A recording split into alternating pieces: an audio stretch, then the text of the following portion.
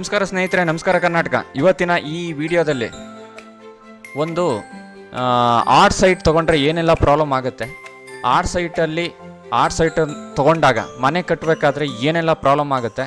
So ಒಂದು ಬಾವಿ plan ಮಾಡೋದಾಗಿರಲಿ ಅಥವಾ ಒಂದು ಕಾಂಪೌಂಡ್ ಪ್ಲ್ಯಾನ್ ಮಾಡೋದ್ರಿಂದ ಹಿಡಿದು ಪ್ರತಿಯೊಂದು ಮನೆ ಆಯುಮೂಲೆ ನೋಡಬೇಕಾದ್ರೆ ಒಂದು ರೆಕ್ಟ್ಯಾಂಗಲ್ ಪೊಸಿಷನ್ ಬೇಕು ಅಂದಾಗ ಮನೆ ಅಥವಾ ನೀವು ಯಾವುದೊಂದು ಪ್ಲ್ಯಾನ್ ಹಾಕ್ತೀರಾ ಅವಾಗ ಏನೇನು ಇಶ್ಯೂಗಳನ್ನ ಫೇಸ್ ಮಾಡ್ತೀರಾ.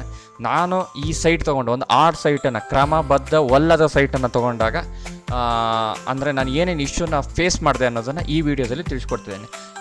ಇದೊಂದು ನನ್ನ ಸೈಟಿನ ಸ್ಕೆಚ್, ಅಂದರೆ ನನ್ನ ಸೈಟ್ ಅಳತೆ ಇದು. ಓಕೆ, ಇದು ಉತ್ತರ ದಿಕ್ಕಿಗೆ 10 ಮೀಟ್ರ್ ಬರುತ್ತೆ, ಒಂದು ಅಂದಾಜು 33 ಅಡಿ.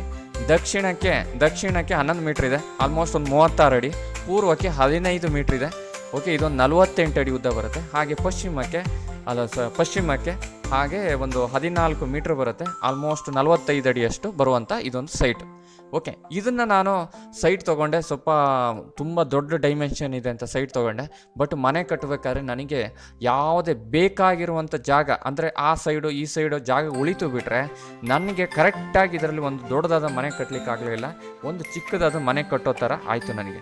ಯಾಕೆಂದರೆ ಮನೆ ಕಟ್ಟಬೇಕಾದ್ರೆ ನಾವೊಂದು ಮೂಲೆ ಅಂತ ತೆಗಿತೀವಿ, ಒಂದು ಸ್ಕೆಚ್ ಅಂತ ಒಂದು ಪ್ರಾಪರ್ ಆಗಿರುವಂಥದ್ದು ಮೂಲೆಗಳು ಬೇಕು. ಯಾವುದೋ ಒಂದು ಪಾಯಿಂಟನ್ನು ರೆಫರ್ ಇಟ್ಕೊಳ್ತೀವಿ, ಅಲ್ಲಿಂದ ನಾವೊಂದು ರೆಕ್ಟ್ಯಾಂಗಲ್ ಪೊಸಿಷನ್ ನಮ್ಮ ಸ್ಕೆಚ್ ಪ್ರಕಾರ ಮಾರ್ಕ್ ಮಾಡ್ತೀವಿ.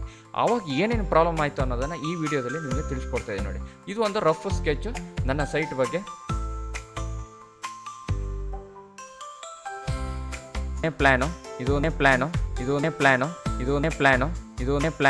ಇದು ಒಂದು ಗ್ರೌಂಡ್ ಫ್ಲೋರ್ ಪ್ಲ್ಯಾನನ್ನು ತೊಗೊಳ್ಳಿ. ಸೊ ಆಲ್ಮೋಸ್ಟ್ ನನಗೆ ಒಂದು 28 ಫೀಟ್ ಬಿಡ್ತಿರುವಂಥದ್ದು. ಓಕೆ, ಹಾಗೆ ಲೆಂತ್ ಬಂದುಬಿಟ್ಟು 40 ಫೀಟ್ ಲೆಂತ್ ಇರುವಂಥ ಮನೆನ ನಾನು ಪ್ಲ್ಯಾನ್ ಮಾಡಿಕೊಂಡೆ. ಓಕೆ, ಒಂದು ಗ್ರೌಂಡ್ ಫ್ಲೋರ್ 2 ಮನೆ ಬಾಡಿಗೆ, ಅದೇ ಥರ ಫಸ್ಟ್ ಫ್ಲೋರ್ ಮತ್ತು ಸೆಕೆಂಡ್ ಫ್ಲೋರಲ್ಲಿ ಒಂದು ರೂಮ್, ಒಂದು ಸಿಂಪಲ್ ಆದಂಥ ಒಂದು ಮನೆ. ಓಕೆ, ಹೇಗೂ ಲೋನ್ ಮಾಡಿ ಕಟ್ತಾ ಇದ್ವಿ, ಸೊ ಅದರಲ್ಲಿ ಒಂದು ಬಾಡಿಗೆ ಒಂದಷ್ಟು ಬರಲಿ ಅನ್ನೋ ಉದ್ದೇಶಕ್ಕೆ ನಾನು ಒಂದಷ್ಟು ಈ ಥರ ಪ್ಲ್ಯಾನ್ ಮಾಡಿದೆ. ಓಕೆ, ಪ್ಲ್ಯಾನ್ ಮಾಡಿದಾಗ ಈ ಥರ ಒಂದು ಪ್ಲ್ಯಾನ್ ಇಟ್ಕೊಂಡು ಅಲ್ಲಿ ಕಟ್ಟಕ್ಕೆ ಹೋದಾಗ ನನಗೆ ಒಂದು ಪ್ರಾಬ್ಲಮ್ ಆಯಿತು. ಇದು ನೋಡ್ಬೋದು, ಈ ಎಕ್ಸೆಲ್ ಶೀಟಲ್ಲಿ ನಾನು ಕ್ಲಿಯರಾಗಿ ನಿಮಗೆ ತೋರಿಸ್ಕೊಡ್ತಾ ಇದ್ದೀನಿ. ಸೊ ಇದೇನಿದೆ, ನಾನು ಒಂದು ಪರ್ಪಲ್ ಕಲರಲ್ಲಿ ಏನು ಡಾಟೆಡ್ ಲೈನಲ್ಲಿ ಮಾರ್ಕ್ ಮಾಡಿದ್ದೀನಲ್ಲ, ಇದು ನನ್ನ ಸೈಟ್. ಈ ಥರ ನನ್ನ ಸೈಟ್ ಇದೆ. ಅಂದರೆ ಒಂದು ಸೈಡ್ ಪೂರ್ವ ದಿಕ್ಕಿಗೆ ನನಗೆ 48 ಫೀಟ್ ಇದೆ ಪೂರ್ವ ದಿಕ್ಕು. ಇದನ್ನು ನಾನು ಈಸ್ಟ್ ಅಂತ ಮಾರ್ಕ್ ಮಾಡ್ತೀನಿ, ಈಸ್ಟ್. ಓಕೆ, ಅದೇ ಥರ ಇದು ಬಂದುಬಿಟ್ಟು ನಾರ್ತ್, ಎನ್ ಅಂತ ಮಾರ್ಕ್ ಮಾಡ್ತೀನಿ. ಸೊ ಅದೇ ಥರ ಇದನ್ನು ವೆಸ್ಟ್ ಅಂದರೆ ಪಶ್ಚಿಮ ದಿಕ್ಕನ್ನು W ಅಂತ ಮಾರ್ಕ್ ಮಾಡ್ತೀನಿ. ಅದೇ ಥರ ಸೌತನ್ನು, ದಕ್ಷಿಣ ದಿಕ್ಕನ್ನು ಸೌತ್ ಅಂತ ಮಾರ್ಕ್ ಮಾಡ್ತೀನಿ. ಓಕೆ, ಈ ಪರ್ಪಲ್ ಅಂದರೆ ಪರ್ಪಲ್ ಕಲರಲ್ಲಿ ನಾನು ಡಾಟೆಡ್ ಏನು ಮಾರ್ಕ್ ಮಾಡಿದ್ದೇನೆ, ಇದು ನನ್ನ ಸೈಟ್. ಈ ಥರ ಒಂದು ಆರ್ಟ್ ಸೈಟ್ ಇದೆ ನನ್ನ ಹತ್ರ. ಆರ್ಟ್ ಸೈಟ್ ತೊಗೊಂಡೆ. ಸೊ ನಾನೇನು ಅಂದ್ಕೊಂಡೆ, ಇದರಲ್ಲಿ ಸ್ವಲ್ಪ ದೊಡ್ಡದಾಗಿ, ಅಂದರೆ ಮಿನಿಮಮ್ ಅಂದರೆ ಒಂದು 30 ಫೀಟ್ ಬಿಡ್ತು, ಹಾಗೆ ಒಂದು 45 ಫೀಟಷ್ಟು ನಾನು ಒಂದು ಉದ್ದದ ಮನೆ ಕಟ್ಕೊಬೋದು. ಸೊ ಎಲ್ಲ ಕಾರ್ ಪಾರ್ಕಿಂಗು ಎಲ್ಲ ನೀಟಾಗಿ ಪ್ಲ್ಯಾನ್ ಮಾಡ್ಬೋದು ಅಂತ ಅಂದ್ಕೊಂಡೆ.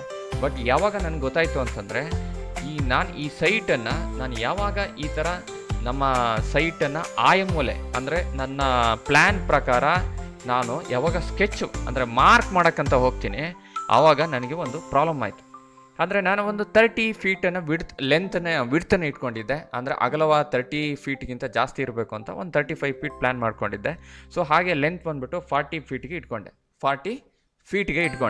ಓಕೆ, ಕೊನೆಗೆ ನನಗೆ ಮೂಲೆ ಮಾರ್ಕ್ ಮಾಡೋಕ್ಕೆ ಹೋದಾಗ ನನಗೆ ಸಿಕ್ಕಿರುವಂಥದ್ದು ಜಸ್ಟ್ 28 ಫೀಟ್.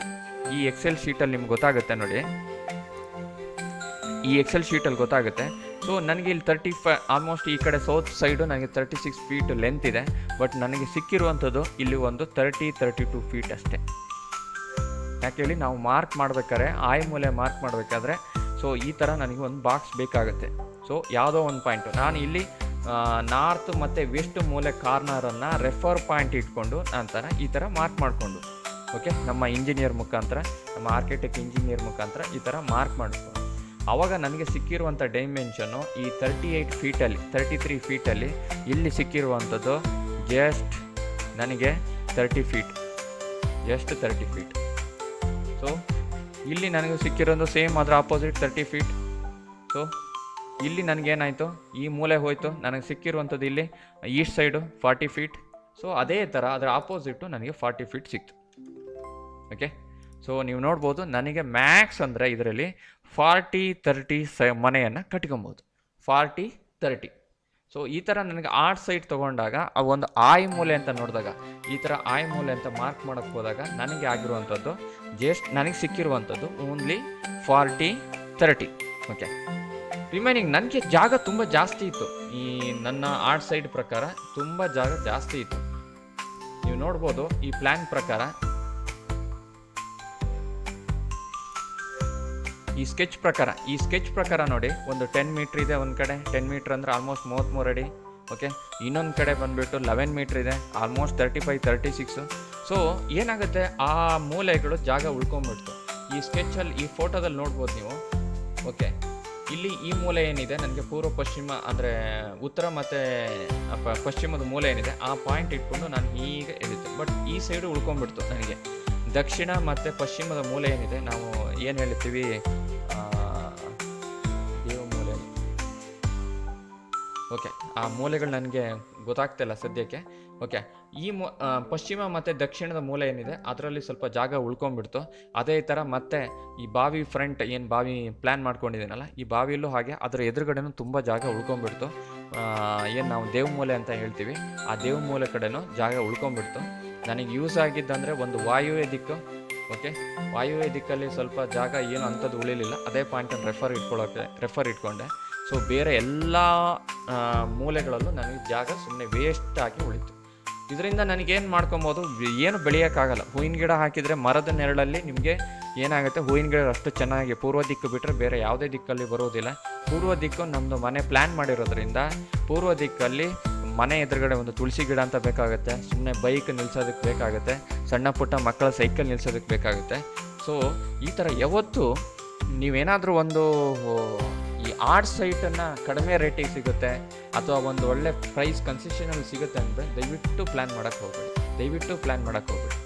ಇದು ಒಂದು ಒಳ್ಳೆ ಪ್ರಾಪರ್ ಇದರಲ್ಲಿ ನೀವು ಮನೆ ಕಟ್ತೀರಾ ಅಂತಂದರೆ ಆರ್ಟ್ ಸೈಟನ್ನು ದಯವಿಟ್ಟು ತೊಗೊಬೇಡಿ. ಯಾವುದೇ ಸ್ವಲ್ಪ ಜುಗಾಡ್ ಮಾಡಿಕೊಂಡು ಆ ಕಡೆ ಈ ಕಡೆ ಹೆಂಗೋ ಒಂದು ನನ್ನ ಸ್ಟ್ಯಾಂಡರ್ಡ್ ಅಲ್ಲದೆ ಅಥವಾ ಹೆವಿ ಸ್ಟ್ರಕ್ಚರ್ ಇಲ್ಲದೆ ಕಟ್ತೀನಿ ಅಂತಂದರೆ, ಸಿಂಪಲಾಗಿ ನನಗೇನೋ ಒಂದು ಗ್ರೌಂಡ್ ಫ್ಲೋರ್ ಕೊಡ್ತೀನಿ, ಇಲ್ಲೇನೋ ಒಂದು ಮೂಲೆ ಉಳಿತು, ಇಲ್ಲೊಂದು ಬಾತ್ರೂಮ್ ಮಾಡ್ತೀನಿ, ಅಲ್ಲೊಂದು ಮೂಲೆ ಉಳಿತು, ಅಲ್ಲೇನೋ ಇನ್ನೊಂದೇನೋ ಮಾಡ್ತೀನಿ ಅಂತಂದರೆ ನೀವು ಆರ್ಟ್ ಸೈಟಲ್ಲಿ ಮನೆ ಕಟ್ಬೋದು. ಒಂದು ಕ್ರಮಬದ್ಧವಾಗಿ ಒಂದು 2 ಫ್ಲೋರು 3 ಫ್ಲೋರು ವಿತ್ ಹೆವಿ ಒಂದು ಒಳ್ಳೆ ಸ್ಟ್ರಕ್ಚರ್ ಹಾಕ್ಬಿಟ್ಟು ಒಂದು ಗಟ್ಟು ಮುಟ್ಟಾಗಿ ಮನೆ ಕಟ್ತೀರಾ ಅಂತಂದರೆ ನೀವು ಈ ಆರ್ಟ್ ಸೈಟಲ್ಲಿ ಕರೆಕ್ಟಾಗಿ ಮನೆ ಕಟ್ಟೋದಕ್ಕೆ ಆಗೋದೇ ಇಲ್ಲ. ನೋಡಿ, ಈ ಸೈಟಲ್ಲಿ ನನಗೆ ಆರ್ಟ್ ಸೈಟಲ್ಲಿ ನಾನು ಪಾರ್ಕಿಂಗ್ ವಿಷಯನೇ ಕ್ಯಾನ್ಸಲ್ ಮಾಡಿದೆ. ಬರೀ ಬೈಕ್ ಪಾರ್ಕಿಂಗ್ ಮಾತ್ರ ಜಸ್ಟ್ ಎದುರುಗಡೆ ಇಟ್ಕೊಂಡಿದ್ದೇನೆ. ಮತ್ತು ನನಗೆ ಕಾರ್ ಪಾರ್ಕಿಂಗ್ ಇದರಲ್ಲಿ ಪ್ಲ್ಯಾನ್ ಮಾಡೋಕ್ಕೆ ಆಗಿಲ್ಲ. ಪಾರ್ಕಿಂಗ್ ಕೆಳಗಡೆ ಕೊಡ್ತು ಅಂತಂದರೆ ನನ್ನ ಕೆಳಗಡೆ ಜಾಗ ಕೊಡ್ತು ಅಂತಂದರೆ ನನಗೆ ಮನೆ ಕೆಳಗಡೆ ಗ್ರೌಂಡ್ ಫ್ಲೋರಲ್ಲಿ ಒಂದು 2 ಮನೆ ಬಾಡಿಗೆ ಬರೋ ಥರ ಪ್ಲ್ಯಾನ್ ಮಾಡಬೇಕು ಅಂತ ಅಂದ್ಕೊಂಡೆ. ಅದು ನಾನು ಮೈನಸ್ ಮಾಡಬೇಕಾಗುತ್ತೆ. ಸೊ ಬರೀ ಕಾರಿಗೆಗೋಸ್ಕರ ನಾನು ಬಾಡಿಗೆ ಬರುವಂಥದ್ದು ಏನೋ ಲೋನ್ಗೆ ಲೋನ್ ಕಟ್ತಾ ಇರ್ತೀವಿ. ಸೊ EMIಗೆ ಒಂದಷ್ಟು ದುಡ್ಡುಗಳು ಬರುತ್ತೆ, ಅದನ್ನು ನಾವು ಬಿಟ್ಕೊಡ್ಬೇಕಾಗುತ್ತೆ. ಸೊ ಹಾಗಾಗಿ ಕಾರನ್ನು ನಾನು ಔಟ್ಸೈಡ್ ರೋಡಲ್ಲಿ ನಿಲ್ಲಿಸೋ ಥರ ಅಥವಾ ನನ್ನ ಕಾಂಪೌಂಡ್ ಪಕ್ಕ ನಿಲ್ಲಿಸೋ ಥರ ಪ್ಲ್ಯಾನ್ ಮಾಡಿಕೊಂಡು ಸೊ ಮನೇನೆ ಈ ಥರ ಪ್ಲ್ಯಾನ್ ಮಾಡಿದ್ದೀನಿ. ಸೊ ಒಂದು ರಿಕ್ವೆಸ್ಟ್, ಈ ವಿಡಿಯೋನ ನೋಡಿದವರು ದಯವಿಟ್ಟು ಒಂದಷ್ಟು ಜನಕ್ಕೆ ಹೆಲ್ಪ್ ಆಗೋ ಥರ ಇದನ್ನು ಶೇರ್ ಮಾಡಿ, ನನ್ನ ಚಾನಲ್ನ ಸಬ್ಸ್ಕ್ರೈಬ್ ಮಾಡಿ. ಹಾಗೆ ದಯವಿಟ್ಟು ಯಾರೋ ಆರ್ಟ್ ಸೈಟ್ ಕಡೆ ಹೆಚ್ಚು ತೊಗೊಳ್ಳೋ ಕಡೆ ಗಮನವನ್ನು ಕೊಡಬೇಡಿ. ಇದರಿಂದ ನಿಮಗೆ ರೇಟ್ ಕಡಿಮೆ ಆದರೂ ಮುಂದೆ ಮನೆ ಕಟ್ಟಬೇಕಾದ್ರೆ ಅದರ ಅನಾನುಕೂಲತೆಗಳು ತುಂಬ ಜಾಸ್ತಿ ಇರುತ್ತೆ. ಓಕೆ, ಥ್ಯಾಂಕ್ ಯು ಸ್ನೇಹಿತರೆ, ಬಾಯ್.